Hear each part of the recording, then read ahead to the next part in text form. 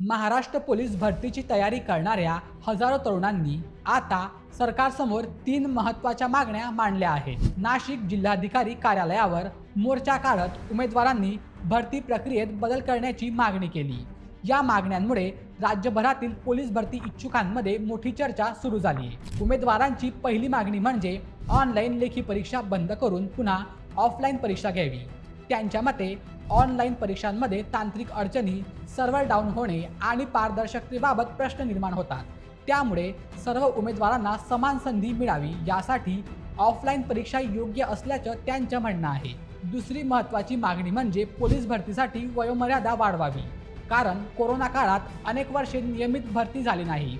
यामुळे अनेक उमेदवारांचे वय भरतीसाठी निश्चित केलेल्या मर्यादेपेक्षा वाढले। अशा उमेदवारांना एक संधी मिळावी म्हणून वयोमर्यादेत वाढ करण्याची मागणी करण्यात आली आहे। तिसरी मागणी म्हणजे पोलीस भरतीचे वार्षिक वेळापत्रक जाहीर करावे। दरवर्षी कोणत्या महिन्यात भरती होणार, अर्ज कधी सुरू होतील आणि परीक्षा कधी होईल याचे निश्चित वेळापत्रक सरकारने जाहीर करावं अशी उमेदवारांची अपेक्षा आहे।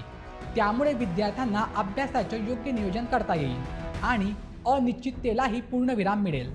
आता या मागण्यांवर राज्य सरकार काय निर्णय घेणार याकडे हजारो पोलीस भरती इच्छुकांचं लक्ष लागलंय।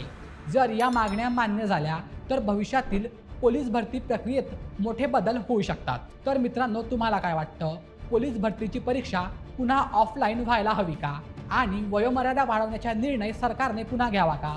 तुमचं मत कमेंटमध्ये नक्की सांगा आणि अशा व्हिडिओसाठी आपल्या बोलमेच्या यूट्यूब चॅनलला सबस्क्राईब करायला विसरू नका। धन्यवाद।